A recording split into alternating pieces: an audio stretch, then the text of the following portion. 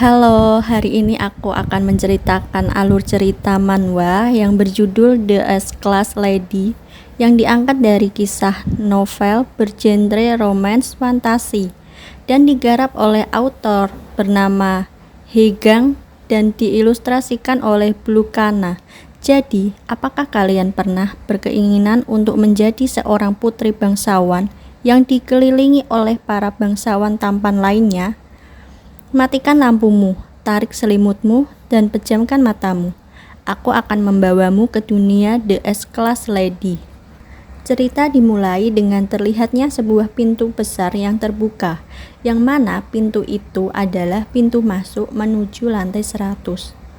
Lantai 100 ini adalah lantai terakhir dari sebuah tower, sehingga setiap tingkat lantai kesulitannya berbeda dan sudah banyak pemburu yang gugur di sana.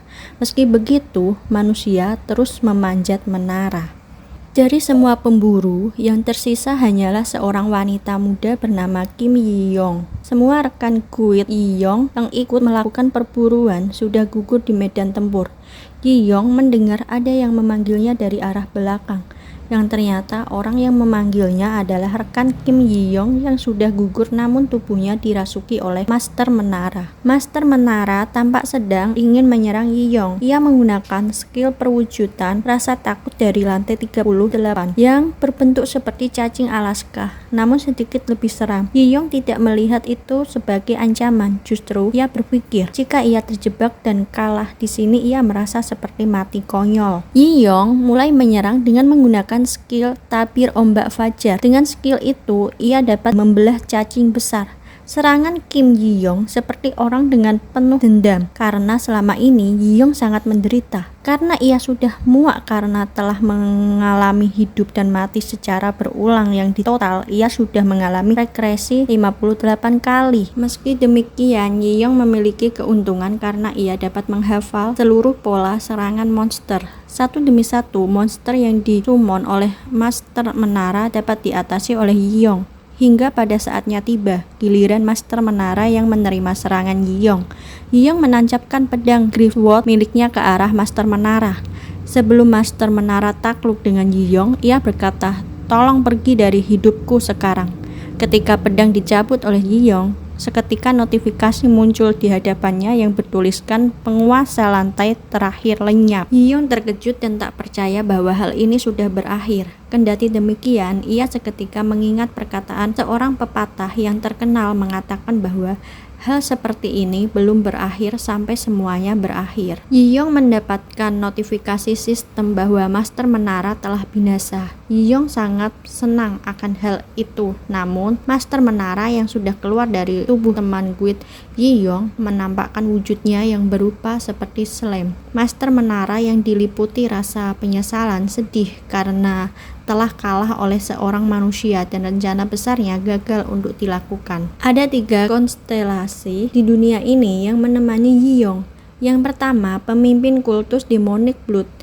Kita sebut kakek demon. Ada konstelasi raja kekuatan dan penyembuhan, kita sebut Kak Air. Dan yang terakhir, konstelasi raja godaan, kita sebut kakek iblis. Para konstelasi yang sedari tadi mengamati menanyakan apakah Yi-yong akan kembali ke dunia aslinya.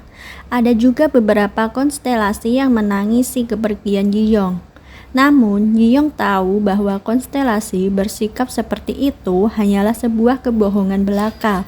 Yi-yong berkata kepada konstelasi kakek iblis bahwa ia akan segera pulang untuk bertemu dengan Cerberus, anjing peliharaan Yi-yong yang sudah menunggu dengan cemas. Di sisi lain, mantan Master Menara tidak menerima hal seperti itu dan berniat untuk membalaskan dendamnya. Yi-yong yang melihat itu dengan sinis berkata bahwa seharusnya Master Menara tidak pantas untuk balas dendam terhadap dirinya, melainkan kepada penulis sampah yang sudah membuat jalan cerita yang tidak menarik. Namun, Master Menara enggan mengakuinya.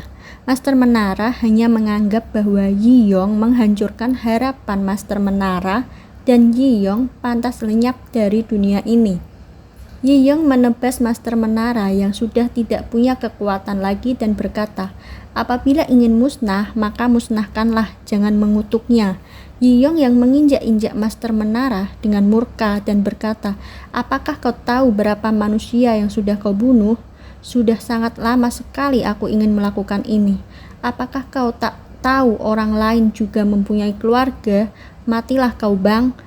Master Menara mengulurkan tangan dan mendekat pada Yiyong sambil menyeringai dan berkata, di kehidupan selanjutnya, harapanku akan terwujud.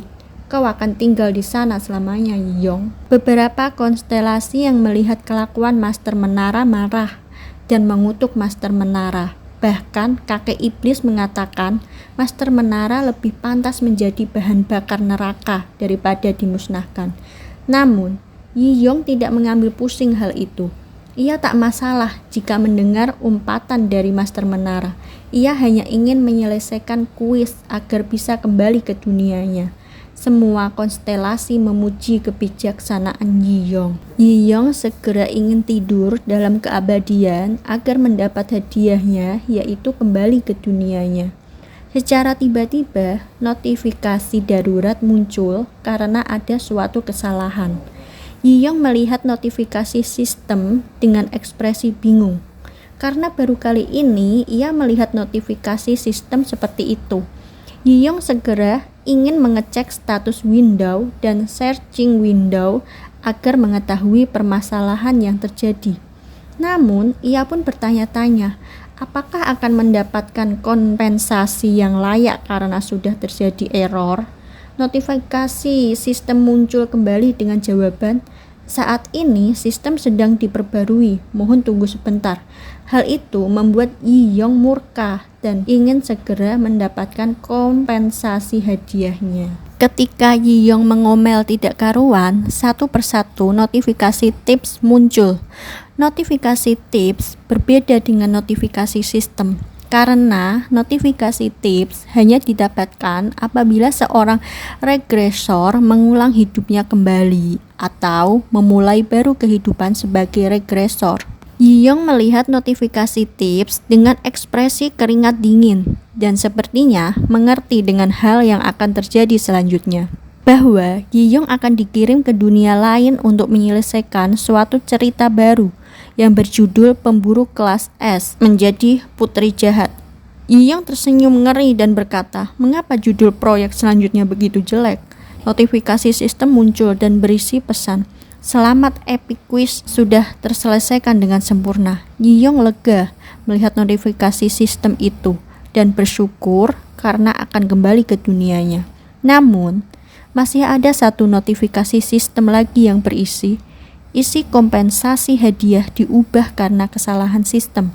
Secara mengejutkan, Yiyong harus menjalani kuis lagi sebagai karakter utama di novel lain. Seakan tak percaya dengan apa yang terjadi, Yiyong terdiam dan shock karena harus mengalami hal yang tak terduga, yang membuat ia tidak bisa pulang ke dunianya. Notifikasi sistem menjelaskan bahwa akan sulit untuk memberikan kompensasi yang dijanjikan karena ada kesalahan sistem, sehingga ia mendapatkan hadiah yang lebih baik dari sebelumnya, yaitu memerankan karakter utama di novel bergenre romantik. Yiyong mengambil pedangnya dan berkata, panggil penulisnya, sambil mengacungkan pedang dan berniat untuk mengamuk. Namun, sebelum melancarkan sebuah serangan, secara tiba-tiba cahaya muncul di hadapannya dan memindahkan Yiyong ke dunia yang berbeda. Kembali ke masa lalu, diceritakan bahwa Yiyong adalah seorang wanita muda yang sedang belajar untuk menghadapi ujian pegawai negeri di Korea. Setelah belajar selama 4 tahun 7 bulan, akhirnya ia lulus sebagai PNS dan akan merayakan kelulusannya di restoran. Naasnya, saat menyeberang jalan, ia tertabrak oleh truk kon. Bukan halnya reinkarnasi ke masa depan, justru ia akan bereinkarnasi sebagai seorang pemburu di novel yang berjudul Pemburu Kelas S, yaitu novel yang ia baca selama 4 tahun terakhir. Pada awalnya, Yiyong menikmati menjadi peran pemburu kelas S. Berkat pengetahuan yang sebelumnya sebagai pembaca dungeon yang rumit dengan mudah diselesaikan oleh Yi-Yong. Di novel tersebut, Yi-Yong mendapatkan banyak skill level 999 yang overpower. Konstelasi yang mendukung dirinya tidak hanya satu dan tak tanggung-tanggung sangat kuat, sehingga Yi-Yong sangat-sangat dapat dengan mudah meraih peringkat puncak. Kendati demikian, bos terakhir yang dilawannya terlalu kuat. Yi-Yong tak pernah mampu mengalahkannya sampai-sampai harus mengalami kematian sebanyak 58 kali. Tidak ada kelemahan, pola serangannya pun beragam, sehingga tidak ada cara untuk menyerang dan mungkin karena novelnya pun belum selesai, ia tidak tahu cara menyelesaikannya. Meski begitu, Kim Yi-Yong berhasil mengalahkan Master Menara. Kembali ke Yi-Yong saat ini, dengan rasa setengah sadar dan bingung, saat ini tubuh Yi-Yong berbeda dari sebelumnya. Ia mengenakan dress layaknya putri raja, kulitnya putih, halus, dan cantik, rambut berwarna perak seperti indahnya rembulan malam, matanya biru sebiru lautan samudra.